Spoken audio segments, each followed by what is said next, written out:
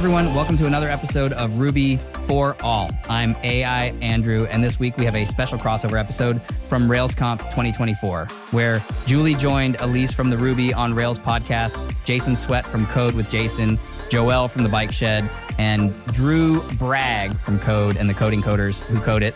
They'll give the inside scoop of RailsConf in Detroit. Enjoy.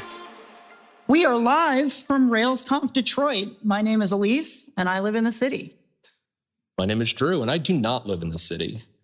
That was not the right... What? I thought I was supposed to say I don't live in the city. I thought we established I don't live in the city.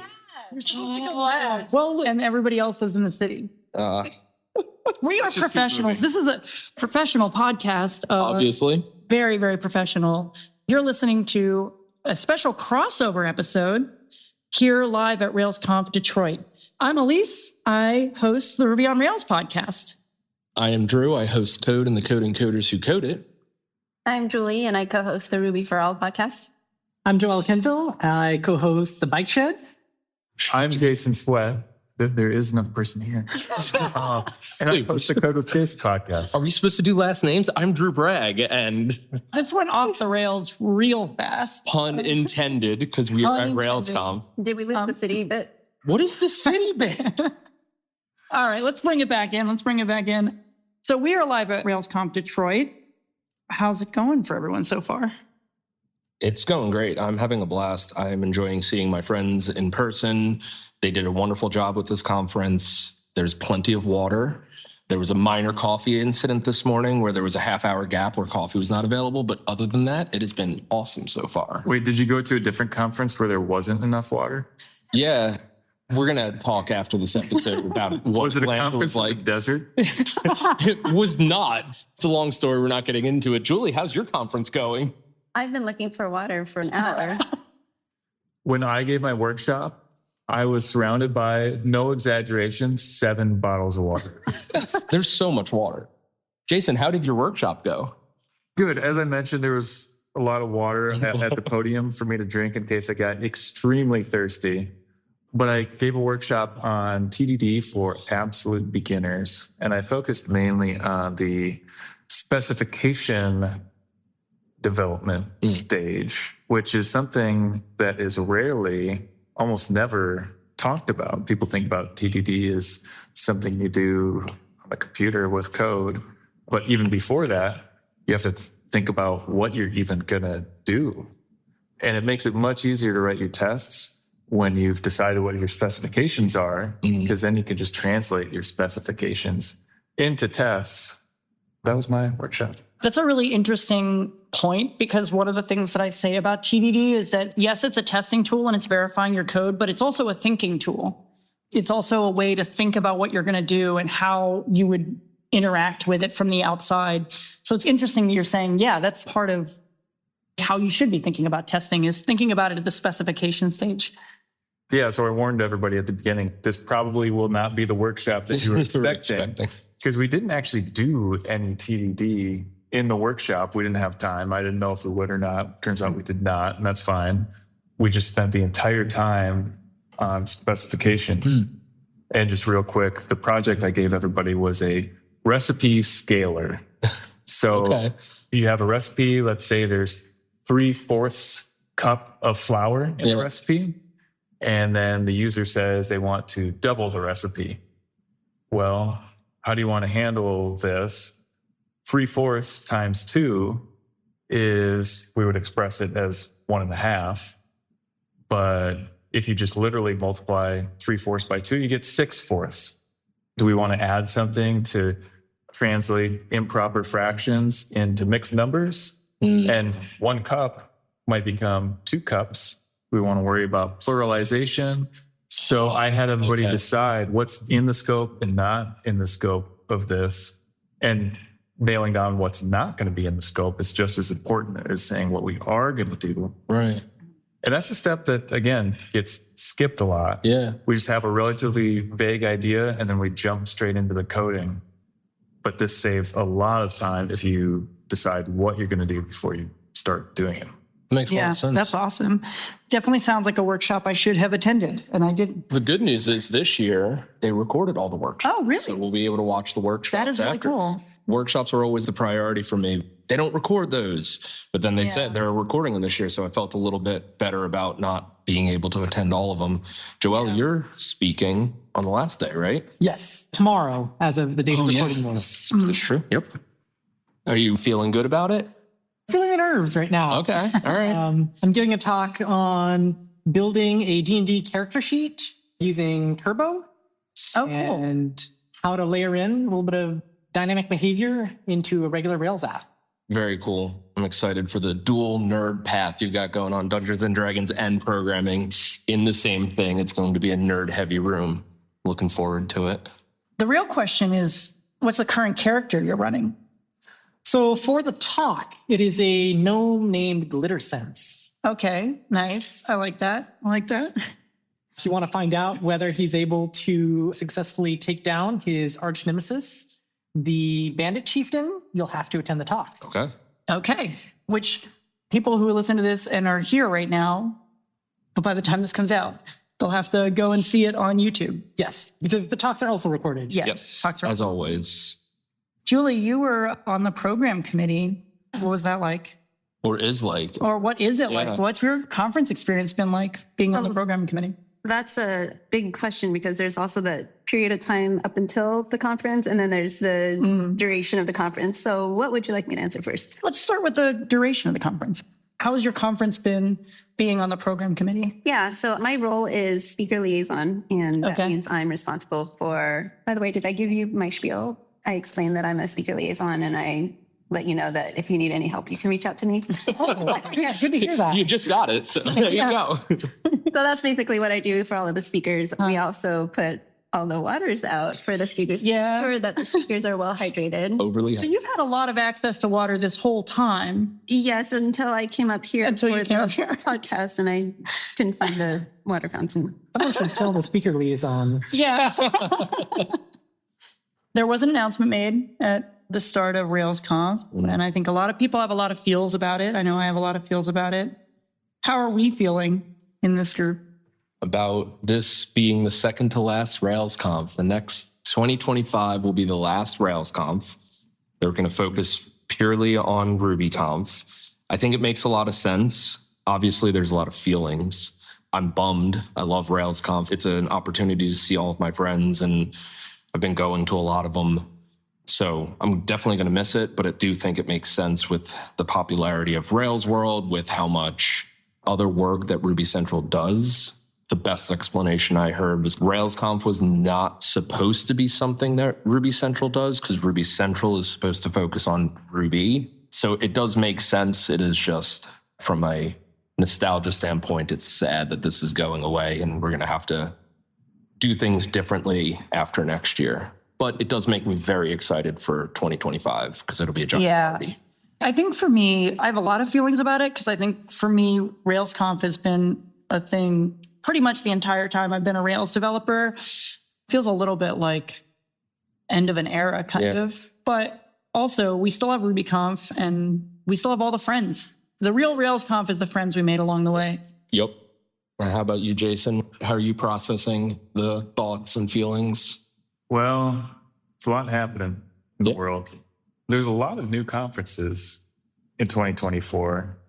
There was a period of time where there's hardly any conferences. I wish there was more conferences. Now it's like, I wish there wasn't so many conferences. Because you can't go to all of them. Yeah, it's true. It's true. Yeah. It's an ever-moving parade. Things come into existence and fade away.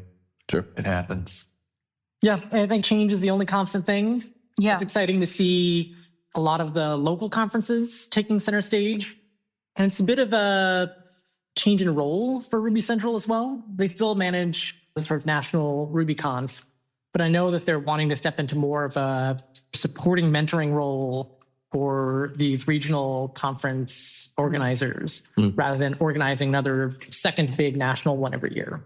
Yeah, I'm very excited for that kind of support to see what that generates, because Jason mentioned, it's kind of tough when you see all of these conferences happening and you're like, I want to go to all of them, but there's so many I can't. But if we can get better regional support, there won't be as big of a travel burden. If you've got a regional conference happening in a local area, you'll be able to attend a conference in your backyard, hopefully without it waiting for RubyConf to come to your city. I think that there's a nostalgia factor about RailsConf, but I also have a lot of nostalgia for the period of time throughout the 2010s where there were regional conferences everywhere. You had Steel City Ruby, Nickel Ruby. You had tons and tons of conferences. It seemed like every metro area had their own regional conference. And we didn't have that for a few years. That kind of died down. And now we have it again. And there's so many conferences. And it gets a little bit like, be careful what you wish for, because I'm so excited about that. But then I'm also bummed because I can't possibly go to all of them, because that would just be what I did all the time. So I'm excited. Hi there, Julie here. I would like to take a moment to thank Go Rails for sponsoring this episode. When I was first starting out, I struggled with finding up-to-date content to help me level up. Then I learned about Go Rails. Not only does Go Rails provide new screencasts weekly, they also have 2 fantastic instructors that break down complex topics into digestible chunks. On top of that, I really appreciate when they explain the whys behind the subject. One of my favorite walkthroughs is creating your first Ruby gem from scratch. What a great way to learn by stripping down to just the basics. If you care about leveling up as a Ruby engineer, you can't go wrong with Go Rails. Check it out at gorails.com. Julie? RailsConf 2022 was my very first conference, and it was also where I met my co-host in person and how Ruby for All was born. And it was also where I met actually a lot of you. So I'm not very good at expressing my feelings, but I would say sad that it is going to be the last one. But I'm also happy that I had the opportunity to have met everybody. So moving into a different topic, we have podcasts and people know who we are. How has it been getting to interact with the community? I love the talks and then sort of everything that happens around it, talking to people just in the random hallway, at lunch, or even last night at the speaker dinner. Not only are these really interesting conversations, but I'm taking all these notes for topics that will then become episodes of the Bike Shed. This is going to make a good episode, I know. Oh, this is going to make a good episode. Someone makes a point in a talk, and I'm like, oh, I would love to discuss this idea further. Or I'll have a conversation with someone like, oh, the audience would love to hear this. So I'm stocking up for the year. Yeah, that's what I'm doing too. Reaching out to speakers like, hey, do you want to come on the show and talk about this? And then also reaching out to other podcasters about doing crossovers and stuff. I'm definitely using it as like a lead generation type thing for the podcast. Yeah, I've been running into people throughout the conference and being like, oh yeah, I should have you on the podcast or have you on the podcast again. And Elise, you and I arranged to have a crossover type thing. And I begged Drew to go on his podcast and he said, no, not unless I give him money. This did not happen. This did not happen at all. You are welcome whenever you'd like. Drew paid me to be on a show. I have not paid anyone anything except for Paul because he edits my show. It's pretty clear that we're all just having a great time. Yes. Yeah. And I think the pacing this year is really good. There's not as many tracks as years past. I think it's only 3 tracks. And then it's an hour slot, but the talks are supposed to be 45 minutes. They're coming in between half hour and 45 minutes. So there's a decent amount of hallway track built in. So if you are someone that predominantly attends talks and ends up missing out on the hallway track, you're getting the hallway track built into your day. And I really appreciate that. I feel like I've seen a lot more people in the hallway than in years past. I've really enjoyed a lot of the talks. I'm really happy with how the program committee programmed the conference. Great work, Julie. Great really work, proud Julie. of you. Thank you. It was all me. Just kidding, for the record. Let's talk about Detroit a little bit. Yeah, let's talk about Detroit. Yeah. The city. Have the city. In the city. Have you guys gotten a chance to go out, do any stuff yet? I got to try Detroit pizza for the first time. I have to do that before I leave. Yeah. I love pizza. I've never had pizza in Detroit before because I've never been to Detroit before. So that is on my list. That's a good call. I have not really explored the city aside from walking between the venue and my hotel because this is a pretty quick trip for me. Normally, I buffer my conference trip with some see the city time, but this trip had to be a little bit closer on travel. So I'm going to try to get out of the conference area a little bit, but parts of the city I have seen have been pretty nice. A lot better than the way media would have you view Detroit. Those parts do exist. Yeah. But there's a car museum right in the hotel. Yeah, I saw that. It was pretty cool. The GM. Yeah. I stayed at the hotel right across from this with my family. We didn't even know there was a car museum right across the street. Yeah. Has anybody noticed that everything is shaped like circles? Yes. Oh my God. There are no direct paths anywhere. Yeah. It's maddening. There's about 10 entrances and exits, and we have yet to experience all of them. Yeah. If you want a great time and it's super enjoyable experience, get Andrew Mason to answer the question, why don't they have hard corners in casinos? It's great. There's 3 a.m. YouTube rabbit holes that you go down. He will talk your ear off for about an hour about why they don't have corners in casinos. Highly recommend. I have a guess, but we'll save that for another time. Elise, you mentioned Detroit. Detroit? Do you live here? No, I don't. I am not in the city. Pizza. Yeah. For anyone who's not familiar, what is Detroit style pizza? The crust is thicker and the cheese kind of goes all the way to the edge. It's a square. It's very good. It's kind of a deeper pan. It's a deeper pan. Yeah, it's like a deep dish style pizza. It's very tasty. I went to Buddy's, I think, and I got, this is going to be how I get canceled. I got pineapple and jalapeno. I'm here for it. I love pineapple on my pizza. Yeah.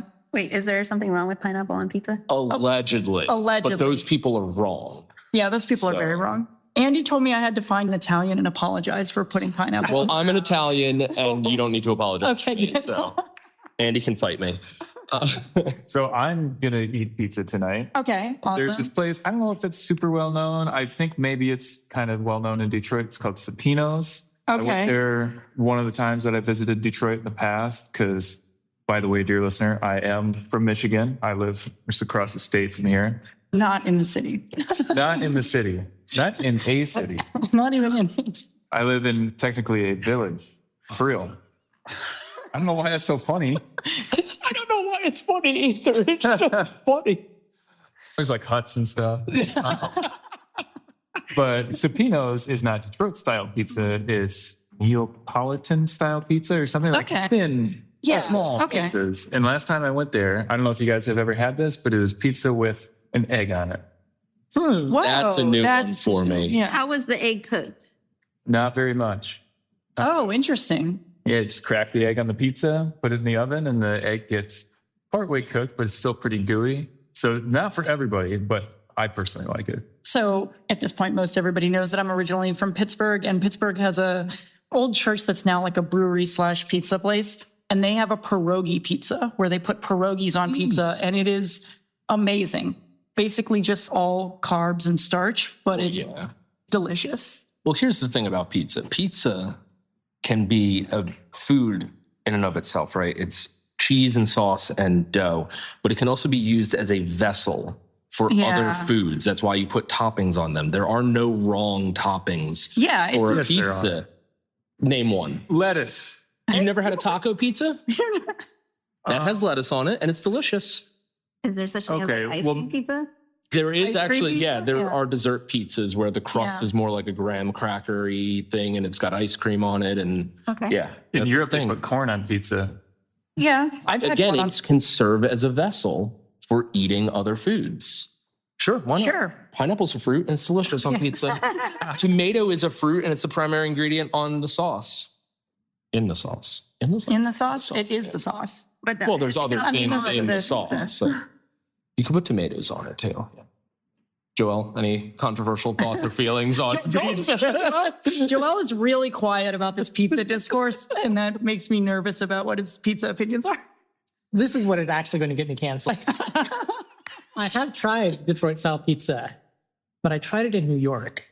And now I think New Yorkers are going to hate me for this. Yes, and Detroit. I am originally from New York, and no, that's not how you do that.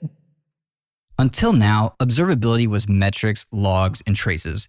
It was reliability budgets, error rates, and latencies. It was big acronyms on a central dashboard. In short, it was what the ops team cared about, not the developers. But Honeybadger is changing that. Of course, you need the big picture, the single pane of glass that lets you know what your system is doing and that it's operating normally. But individual users matter too. User experience is more than just a line on a dashboard. Honeybadger's observability platform lets you drill down into the details, into the individual user experiences that drive product development and your business forward. It helps you understand your product and your users as much as it does your systems and performance. Honeybadger's free developer plan includes error tracking, uptime monitoring, custom charts and dashboards, and 50 megabytes per day of structured event logging. To get started, visit honeybadger.io. That's www.honeybadger.io.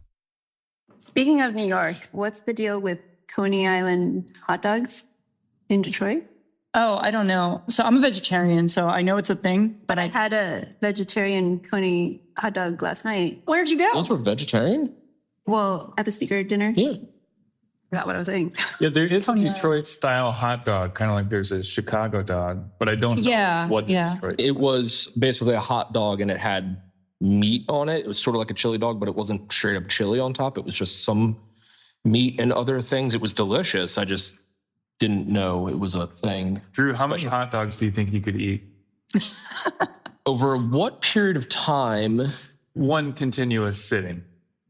You could sit there for hours if you need to. When you say one continuous sitting, is it just that you can't get up or do you have to always be eating a hot dog? Well, let's say you can't take a break of more than 10 minutes. Oh, geez, Okay. I could die.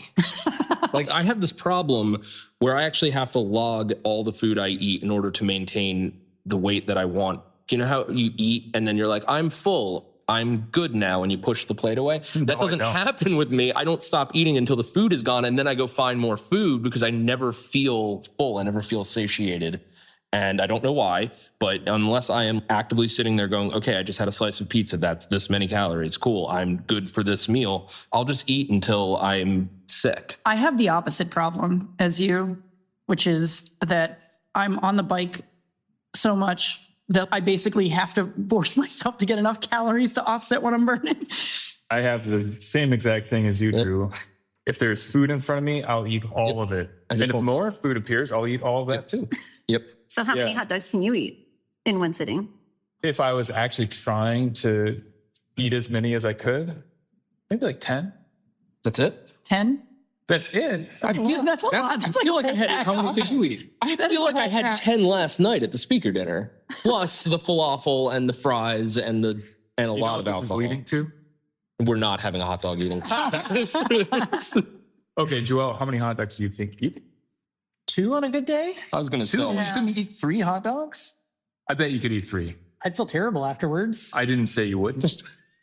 He did not say how many could you eat until you felt bad. He said, how many could you eat? In one sitting.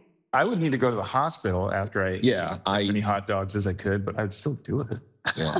Julie, how about you? I think I could eat 3.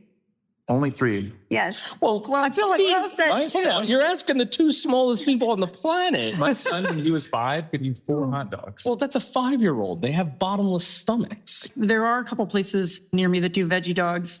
And I feel like every time I go, I get at least 3. So I usually get, So I think But probably how many do you think you could eat max? max. 3 full-size hot They're dogs? like- or last night they were cut in half. Oh, no, they're like full size. okay. Full size hot dogs. How many could I eat max?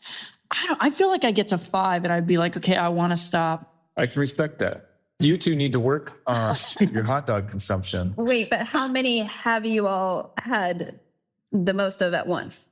4 is probably the max that I've had in one time. Okay. I don't know if it counts, but every summer hockey season, my team does a cookout after a game. So we'll play a full hockey game and then we'll go and we'll cook burgers and dogs. And I will eat at least 7 or 8 hot dogs and a couple of burgers, but that's post playing hockey. I think that skews the parameters a little bit. Yeah, for me, it'd be in a grilling situation. So I have a few hot dogs, burgers, some steak, a brat or 2.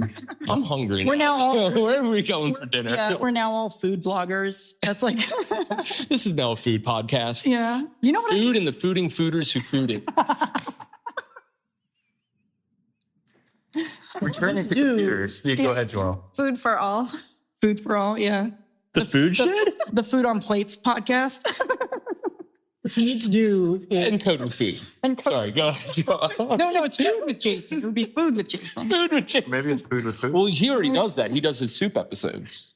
Oh, True. yeah. So you've already got your food with Jason and Joël. I think that you need to start a podcast, and We already have. you have a controversial food opinion that you discuss every time. Okay. Call it Oh. Feud with Jason. Oh, that's wow. so good. That is That's good. so good. Yeah, let's pivot back to code for a little bit. Wait, I haven't shared how many hot dogs. Oh, I had 2. you had 2? Okay. Yeah. Okay. And you? Actually, I ate last night. I had 2. No. Max, you've ever Max had you've in one ever had. sitting. Oh, probably 2. Okay. Yeah. It's the amateur hour. You got to bump those numbers up. You know what I could eat endlessly as long as you kept putting them in front of me? I could eat them forever. Honey sriracha Brussels sprouts. Just like keep putting them in front of me. I would just keep eating them. Where do you get such a thing? Some restaurants. I don't, there's some restaurants in Denver that do pretty good Brussels sprouts. I make them at home usually sometimes. It's on my list now. I'm ready for that recipe in the next newsletter. Yeah. By the way, what Drew is referencing is every month I send a snail mail programming newsletter. It's fantastic. But the thing about a snail mail letter is you can't unsubscribe. And so instead of being targeted like I am with my email newsletter, because I can't talk about whatever, you'll unsubscribe. But I can talk about recipes, what I'm doing on the farm, Yeah. all that stuff. This tree stump that you were working on. Yep, there was a tree that fell and that covered several issues. I enjoy your newsletter though, because it is nice to get a piece of mail that isn't a bill or just something in the mail. Yeah. Like, it was a period of time where we used to get mail in the mailbox. Yeah. Then we got email, and now email's all spam. And I actually sit down and I take time out of my day to read your newsletter because it's this physical thing. I have the envelope. I sit down and I open the envelope and I read it, and it's great. It's such a nice way of getting information rather than like, oh, look, another email I'll read or scroll through this one. So how does one subscribe to your physical newsletter? You can search for Nonsense Monthly, which is the name of the newsletter. Okay. And it does live up to its name. But yeah, you just sign up and then you start getting in the mail every month. Okay. I'm going to do that. I'm going to do that as Okay. soon as we're done recording. Nice. So what is everybody looking forward to for the rest of the conference? Big thing for me is I'm giving a talk tomorrow. Yep. That's Yeah. the big thing that's hanging over me. I have a character who is a big part of the talk. At the speaker dinner last night, some of the other speakers were convincing me to actually be in character. Do it. So Yeah. Yes. I have Yeah, a couple you should do sessions, it. I think, in the hotel room tonight, practicing the voice. Okay. Nice. Awesome. Drew, what are you excited for in the rest of the conference? I am excited for board game night tonight. That is always a highlight of Ruby and Rails conference, is getting to go play board games with my programmer friends. The last day of the conference has a bunch of great talks that I'm looking forward to going to. Marco is doing a talk. Joël is giving a talk that I'm very excited for. And yeah, I'm looking forward to going to some good talks and just seeing everyone before I run out the door. Wait, aren't you also emceeing tomorrow? I am also emceeing the lightning talks tomorrow, so I will be doing that, but I'm trying But I to guess think about it. So you were not looking forward to that. I'm so you didn't bring it up. I'm looking forward to there being lightning talks, since I heard that there almost wasn't lightning talks. But I think that the lightning talks are an amazing contribution, especially for people who haven't given talks before. It's a lot of scholars that do the lightning talks, so it's not only their first conference experience, but it's their first time speaking in front of that large of a group of people. I'm really happy that the lightning talks are happening, and I'm happy to be a part of it and help make sure it happens. But I also get very nervous when I'm speaking in front of a large group of people, so I'm just trying not to think about it. But thanks for bringing it up, Julie. Appreciate it. There's a couple talks that I'm looking forward to. There's one about Hotwire, and then there's one, I'm looking at the schedule right now. There's one on Action Mailbox too that I'm like, Yeah, Cody's talk Yeah. is going to be great. He gave it at Philly RB, or the first version, and it was awesome. And he said he's done a ton of work to it, so I'm very much looking forward to his. Jason. I brought a chess set with me Oh, nice. Nice. and I played Vladimir Dementyev the night before the conference. and we played 2 games. And it would be impolite for me to say that I kicked his ass. So I say that. Now we have to put the parental advisory, explicit content on our podcast episodes. Great work, Jason. That's fine. I curse on my podcast all the time. We'll just keep it out. And then I'm also looking forward to this evening. I'm hosting a dinner that I'm calling a language exchange dinner. I saw that. Yeah, for people who speak a language other than English. We're going to get together and learn about each other's cultures and languages and stuff like that. And then also just bumping into people, seeing people I haven't seen in a long time. It's always really nice. Julie? Julie's signaling. Julie is looking forward to not running around like a headless chicken anymore. Well, Julie, since you're on the programming committee, please relay to everyone else how pleased at least I am with how this conference shook out. I've had a great time thus far. I don't see that changing drastically. Very pleased about how much water there is everywhere. Very well hydrated. Great conference. Looking forward to 2025. Same. Thanks so much for doing this crossover episode. It's so wonderful to see all of you and to get to see all of my Ruby friends and all of my Ruby podcasting friends. And to record in person. Which we basically don't get to do very often. I never do that. That's it. That's the end of the podcast. That's how I end my podcast too. So you got a thing, Joel? On that note, shall we wrap up? That is the final. See you all next time. Bye, everyone. Bye. Bye.